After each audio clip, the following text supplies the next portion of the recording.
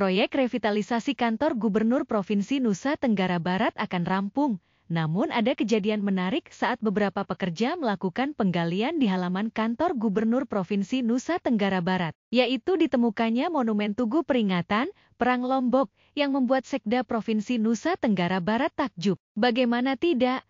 Monumen Tugu Perang Lombok menyimpan banyak sejarah, di mana setelah ditelaah dari berbagai sumber menjadi saksi bisu begitu dahsyatnya perang yang terjadi di masa lalu saat melawan Belanda. Sehingga tugu peringatan tersebut didirikan untuk mengenang prajurit Belanda yang tewas. Setelah mendengar informasi penemuan tersebut, Sekda Provinsi NTB lalu Gita Aryadi memerintahkan Kepala Museum Negeri Provinsi NTB untuk melakukan rekonstruksi sejarah dengan menggandeng beberapa arkeolog. Kita anggap sebagai jejak yang hilang, tapi begitu ini cepat kita memori kita, oh ini pusat pemerintahan dulu gitu anunya.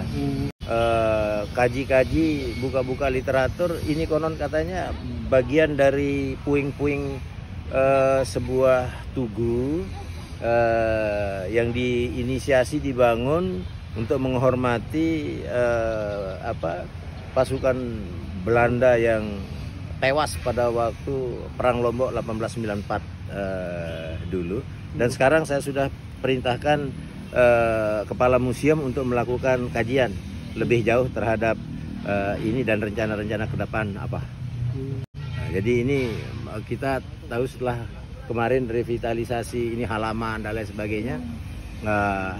Kalau melihat posisi ini dulu kebun raja dan lain sebagainya, sebutannya dan lain sebagainya, posisi strategis 0 km, kemudian gereja, kemudian ada Kodim.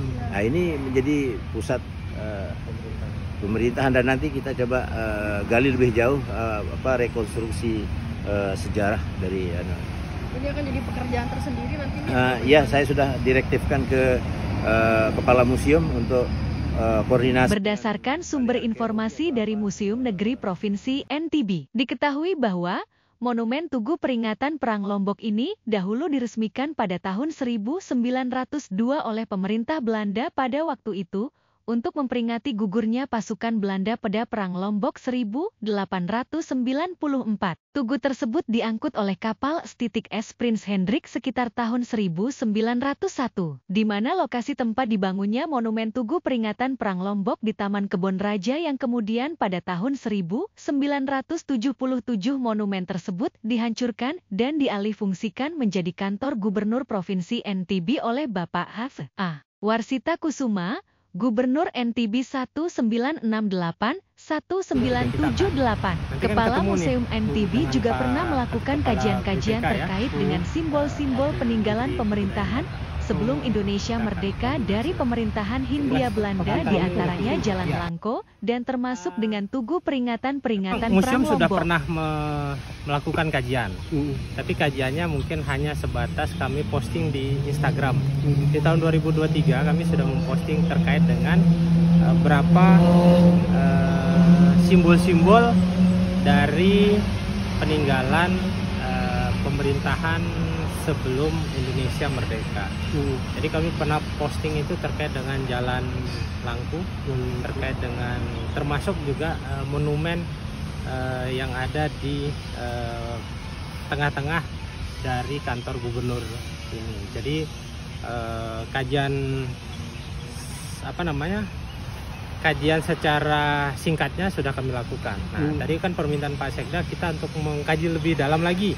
Ya nanti kami mungkin 1 minggu atau 2 minggu kita akan lakukan pengkajian ulang. Tadi kita sudah lihat disertai dengan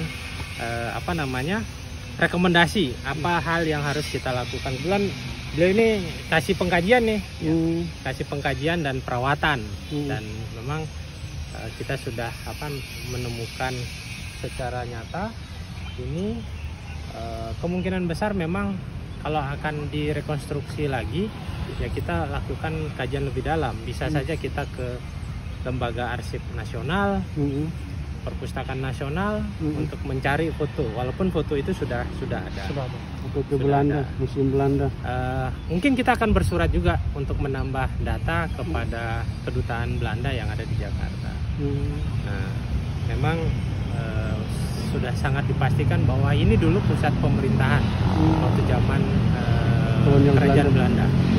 Makanya di sini memperingati tugu itu, taruhlah itu, hipotesa saya memang itu berada di tengah-tengah. Pasti yang bendera tuh. Kemungkinan besar di jalan aspal ini. Jadi di jalan aspal ini, jadi dia menjadi pusat tengah-tengah. Dan karena biasanya dulu orang-orang Belanda melakukan semacam rekreasi ke wilayah sini, karena di sini termasuk dulu sebagai kota raja, kebun raja. Jadi tempat orang-orang untuk berdharma wisata. Bukan makamnya ya? Bukan, kalau makam dia kalau kita di Seme ya, di Pajang itu, di situ tempat pemakaman, termasuk Jenderal Van Haal. Nah memang ini jalur pusat, jalan Pecanggih ini, kalau kita lihat kan dari sisi tata kotanya, di sini memang jalur utama dari Ampenan sampai dengan Cakra. Bahkan kalau kita melihat, kita sudah pernah mempelajari tata kota ini kan, ini jalan yang lurus sampai ke Lombok Timur kan. Dan ini juga salah satu keunggulan dari tata kota Mataram yang dibangun oleh pemerintahan Karangasem, Anak Agung Karangasem yang ada di Cakra. Berarti